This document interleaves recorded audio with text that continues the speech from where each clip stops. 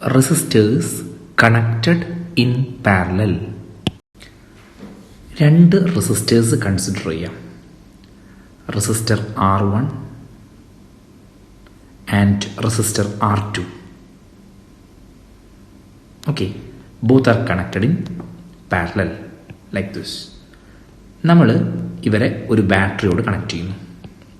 ബാറ്ററിയുടെ potential difference V ആണ്. Okay, ഇങ്ങനെ ബാറ്ററി ഒരു സർക്യൂട്ടിൽ കണക്ട് ചെയ്ത് കഴിഞ്ഞാൽ ഡെഫിനറ്റ് ആയിട്ടും കറണ്ട് ഫ്ലോ ഉണ്ടാവും അല്ലേ? Assume that current is I.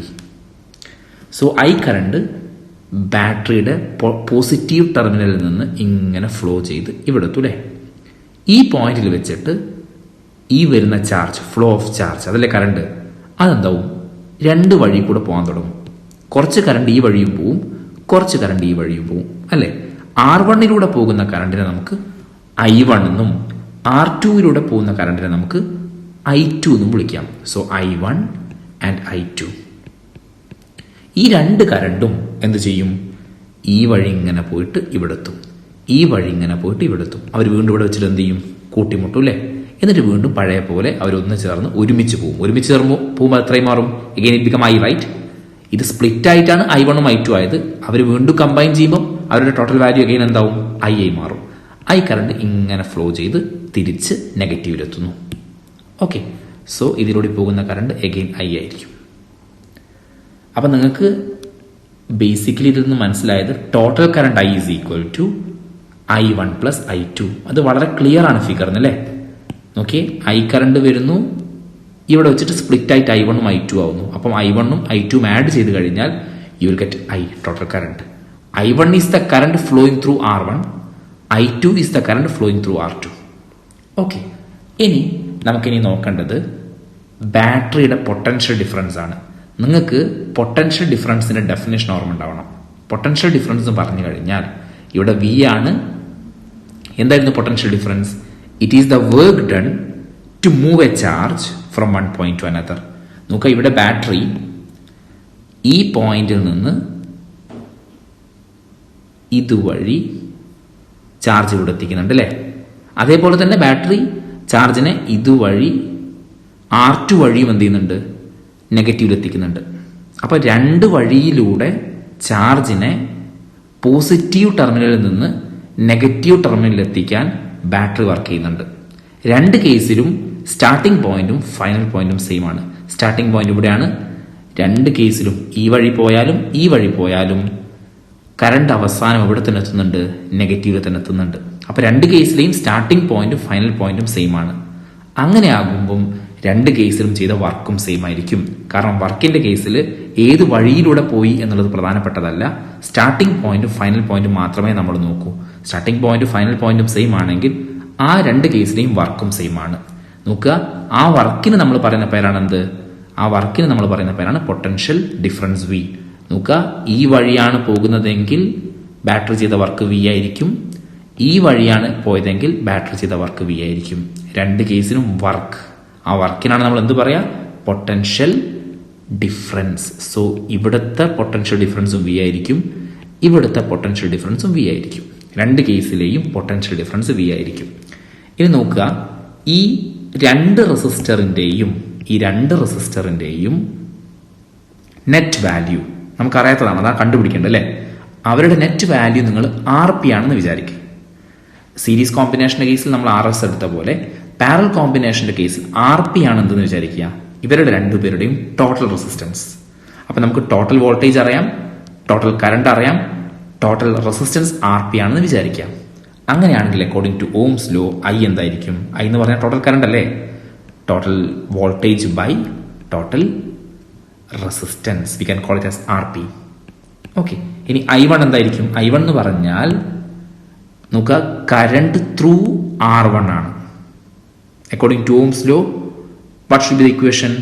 Voltage of R1 divided by resistance of R1. That will give you what? I1, right? So I1 will be equal to V by R1. നമ്മൾ ഉപയോഗിക്കുന്ന equation അതൊന്ന് മനസ്സിലായോ? I is equal to V by R. ഇതാണ് using equation. Okay, ഇതെവിടെ നമുക്ക് കിട്ടിയത്? Ohm's law. V is equal to IR. Okay, ഈ ഇക്വേഷനാണ് നമ്മൾ ഇത് ഉണ്ടാക്കിയത് കേട്ടോ.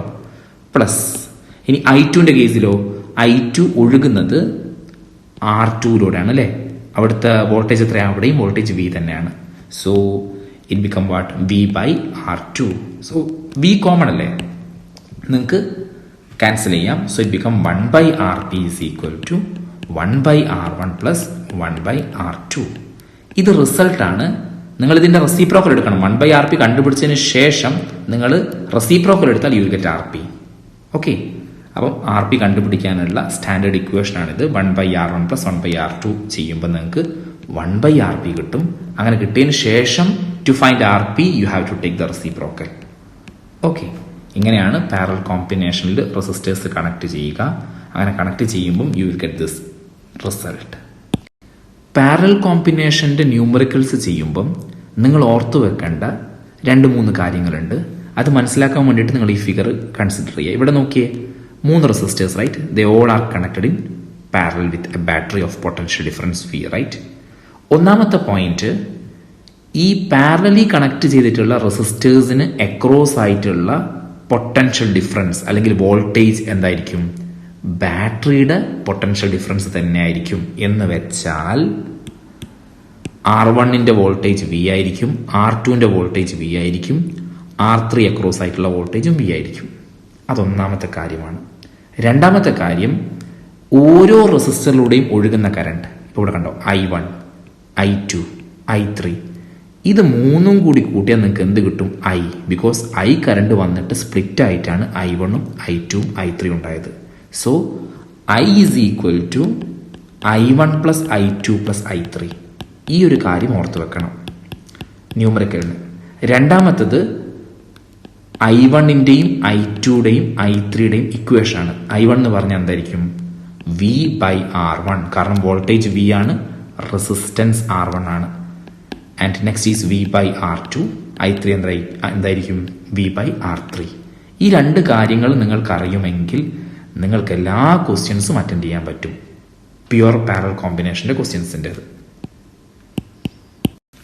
പാരലൽ കോമ്പിനേഷൻ്റെ കൺസെപ്റ്റ് മൊത്തം മനസ്സിലാവാൻ വേണ്ടിയിട്ട് നമുക്കൊരു ന്യൂമറിക്കൽ ചെയ്ത് നോക്കാം. ഇവിടെ 3 resistors R1, R2, R3 connected in parallel, right? Okay, with a battery of potential difference 80 volt. എന്ത് സംഭവിക്കും? കറണ്ട് ഈ വഴി ഫ്ലോ ചെയ്യും അല്ലേ? I current. ഇതാണ് total current flowing through the circuit. 3ആയിട്ട് സ്പ്ലിറ്റ് ആവും അല്ലേ? I1, I2 and I3. First question find total resistance ആണ്. എന്ന് വെച്ചാൽ 1/RP is equal to 1/R1 plus 1/R2 plus 1/R3 അല്ലേ? നമ്മളിപ്പോൾ പഠിച്ചിട്ടുള്ളൂ. 1/RP എന്ന് പറഞ്ഞാൽ 1/R1 എത്രയാ? 1/10 പ്ലസ് R2 എന്താ? 20, right? 1/20 plus R3 40, 1/40. So it become 1/RP is equal to 40, 4 plus 2 plus 1, that is 7/40. So reciprocal എടുത്താൽ നിങ്ങൾക്ക് RP കിട്ടും. So RP is equal to what? 40/7 ohm. ഇതാണ് total resistance of the combination of resistors in. അപ്പം നമുക്ക് total resistance കിട്ടിയില്ലേ? ഇനി find current through each resistor. അതാണ് രണ്ടാമത്തെ ക്വസ്റ്റ്യൻ. സോ I1 കണ്ടുപിടിക്കണം, I2 കണ്ടുപിടിക്കണം, I3 കണ്ടുപിടിക്കണം, റൈറ്റ്? I1 കണ്ടുപിടിക്കാൻ നിങ്ങൾക്ക് ഓൾറെഡി അറിയാം ഇക്വേഷൻ എന്താ? V/R1. I2ന്റെ ഇക്വേഷൻ V/R2. I3ന്റെ ഇക്വേഷൻ V/R3. R1ന്റെയും R2ന്റെയും R3യുടെയും വോൾട്ടേജ് സെയിം ആയിരിക്കും because it is parallel combination. So എന്ത് വരും? 80/R1 is what? 10. So it is 8, right? 8 ampere. Then I2 is equal to what? I2 is equal to 80/R2 is what? 20, right? So it is 4 ampere. I3 എന്താ വരിക? 80/40. So 80/40 is 2, right? 2 ampere. So നിങ്ങൾക്ക് I1 കിട്ടി, I2 കിട്ടി and I3 കിട്ടി. Correct, right? അപ്പം നമ്മൾ current through each resistor കണ്ടുപിടിച്ചു. ഇനി ടോട്ടൽ കറണ്ട് എന്താ? ഇതിന്റെ സം ആണ് അല്ലേ, 8 ampere plus 4 ampere plus 2 ampere. അപ്പോൾ total current I is equal to I1 plus I2 plus I3. അപ്പോൾ എന്താ, 8 plus 4 is 12, 12 plus 2 is 14 ampere ആണ് ടോട്ടൽ കറണ്ട്. അപ്പോൾ നമ്മൾ ആദ്യത്തെ 3 ക്വസ്റ്റ്യനും കഴിഞ്ഞു. Find potential difference across each resistor ആണ് നെക്സ്റ്റ് ക്വസ്റ്റ്യൻ. അവസാനത്തെ ക്വസ്റ്റ്യൻ ഓരോ റെസിസ്റ്ററിനും അക്രോസ് ആയിട്ടുള്ള find potential difference across each resistor ആണ്. ഓരോ റെസിസ്റ്ററിനും അക്രോസ് ആയിട്ടുള്ള പൊട്ടൻഷ്യൽ ഡിഫറൻസ് R1 അക്രോസ് ആയിട്ട്, R2 അക്രോസ് ആയിട്ട്, R3 അക്രോസ് ആയിട്ട്. നമുക്ക് ഓൾറെഡി അറിയാം ഇൻഡിവിജ്വൽ റെസിസ്റ്റൻസിന് അക്രോസ് ആയിട്ടുള്ള പൊട്ടൻഷ്യൽ ഡിഫറൻസ് എന്തായിരിക്കും? ബാറ്ററിയുടെ പൊട്ടൻഷ്യൽ ഡിഫറൻസ് തന്നെ ആയിരിക്കും. ഏത് കേസിൽ? In the case of parallel combination. അപ്പം ഒന്നാമത്തെ റെസിസ്റ്ററിന് അക്രോസ് ആയിട്ടുള്ള വോൾട്ടേജ് V1 ആണെങ്കിൽ, രണ്ടാമത്തത് V2 ആണെങ്കിൽ, മൂന്നാമത്തത് V3 ആണെങ്കിൽ that will be equal to V and that will be equal to 80 volt. അപ്പം V1 80 ആണ്, V2 80 ആണ്, V3 80 ആണ്, and that is equal to the potential difference of the battery. ഈ ബാറ്ററി എന്ന് പറയുന്നതും വോൾട്ടേജ് എന്ന് പറയുന്നതും നമ്മൾ ഒരേ അർത്ഥത്തിലാണ് കേട്ടോ ഈ ചാപ്റ്ററിൽ. അപ്പോൾ അത് കൺഫ്യൂസ് ആയി പോരുത്. വോൾട്ടേജ് എന്ന് പറഞ്ഞാലും പൊട്ടൻഷ്യൽ ഡിഫറൻസ് എന്ന് പറഞ്ഞാലും ഇവിടെ ഒരേ മീനിങ് ആണ് ഉദ്ദേശിക്കുന്നത്. സോ ഇതാണ് 4 ചോദ്യങ്ങളുടെ ഉത്തരം. ഇത് നിങ്ങൾക്ക് 4 മനസ്സിലായിട്ടുണ്ടെങ്കിൽ നിങ്ങൾക്ക് പാരലൽ കോമ്പിനേഷൻ മാത്രമുള്ള ചോദ്യങ്ങൾ സിമ്പിളായിട്ട് ഏത് ക്വസ്റ്റ്യൻസ് അറ്റൻഡ് ചെയ്യാൻ പറ്റും. Thank you for watching this video.